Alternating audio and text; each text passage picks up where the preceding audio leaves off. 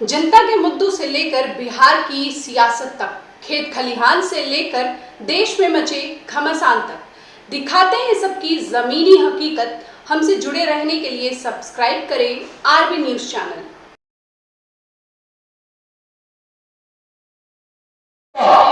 अपने सांसद महोदय की तरफ से आप सभी आयोजक मंडल के साथियों को धन्यवाद देना चाहता हूं और आपके प्रति आभार व्यक्त करना चाहता हूं डॉक्टर साहब कि आपने इतनी बड़ी तादाद में लोगों को बुलाया और हम सबों की बात सुनाने के लिए और अपनी रास्ता को प्रशस्त करने के लिए लोगों को आपने एकत्रित किया।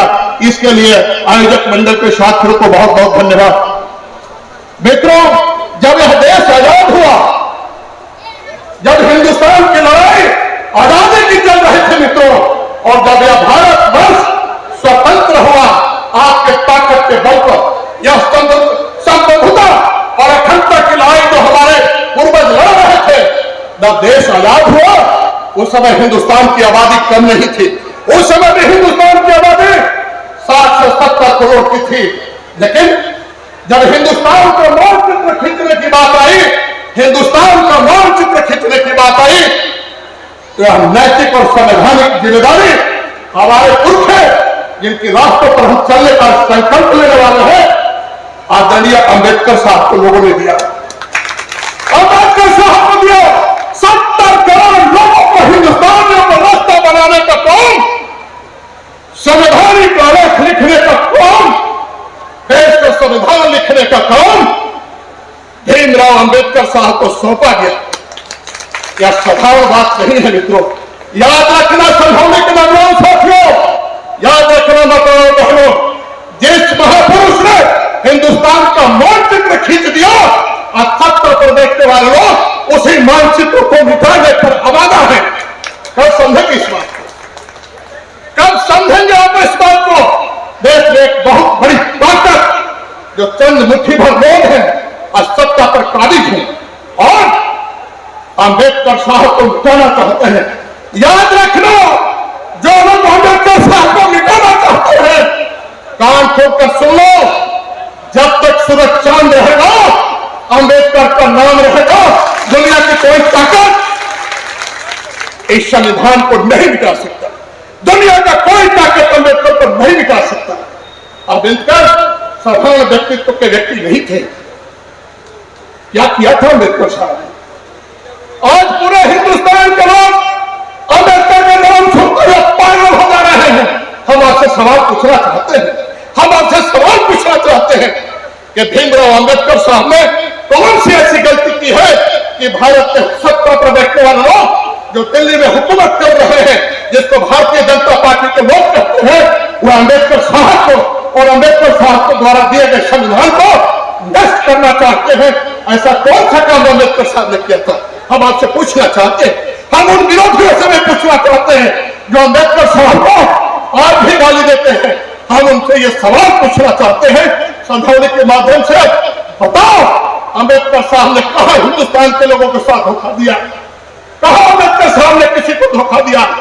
अरे अंबेडकर साहब ने तो वही काम किया मित्रों। जब संविधान लिखने की संवैधानिक जिम्मेदारी मिली तो अंबेडकर साहब ने एक कलम चला दिया, और उसने चलाया क्या? समाज के जो दबे कुचले गरीब लोग, वंचित लोग, जो अपने अधिकारों को नहीं समझते थे, वह मुख्य धारा में नहीं जुट पाते थे, उनको मुख्य धारा में लाने के लिए हमारे अंबेडकर साहब ने आरक्षण का बंदोबस्त कर दिया, आरक्षण का व्यवस्था किया।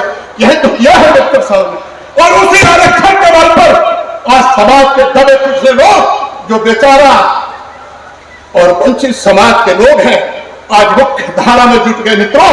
यही तो काम किया था अंबेडकर साहब ने। लेकिन समाज के जो चलाक लोग हैं, माफ करना मित्रों, इस हिंदुस्तान की धरती पर जितना सामाजिक अस्थिरता का सवाल को अंबेडकर साहब ने झेला है मित्रों, किसी ने नहीं झेला। याद रखना समझाने के नौजवान साथियों, जब भी इस हिंदुस्तान के धरती पर दबे कुचले बेचारे और गरीब लोगों को जिन लोगों ने बात किया है, या तो उसको गोलियों से मार दिया गया या उसको अपमानित किया गया। कई जिंदा उदाहरण है। आज के इस अवसर पर हम उस उदाहरण को आपके सामने परोसना चाहते हैं। हम पूछना चाहते हैं, आज इस देश जो सामाजिक अस्तित्व के सवाल पर समाज के चिराग लोगों ने जो अपमानित करने का काम किया है, क्या उसको यह देश भुला गया है? क्या आप इसको भूल सकते हैं? आज भी सामाजिक अस्तित्व का सवाल समाज में कायम है। छुआछूत, ऊंच नीच, गरीब अमीर, ये आज भी कायम है। और हम लोग आजादी से लेकर आज तक लोगों ने, कलाकार लोगों ने गा रहा था कि 70 वर्ष हो गए, लेकिन हमारी स्थिति नहीं सुधरी। लोगों, हमारी बात कान खोलकर सुनो, शिक्षित बनो, संगठित रहो, संघर्ष करना सीखो। हम आपसे सवाल पूछना चाहते हैं, हम आपसे सवाल पूछना चाहते हैं, जो अंबेडकर साहब ने हिंदुस्तान के लोगों को जगाते हुए नारा दिया था, क्या आप संगठित हुए? क्या आप शिक्षित हुए? क्या आप संघर्ष कर रहे हैं? नहीं, न हम शिक्षित हुए, न हम संगठित हैं और न हम संघर्ष कर रहे हैं। हम 50 खेमों में भटे हुए लोग हैं और 50 जगह हम अपनी लाठी बांध रहे हैं। याद रखना संझौली के लोगों, अगर अंबेडकर साहब ने जो नारा दिया था संगठित रहने का, शिक्षित होने का, वह संकल्प आज लेना होगा, तभी यह देश बचेगा, तभी देश का संविधान बचेगा और तभी अंबेडकरवादी बचेंगे। याद रखना,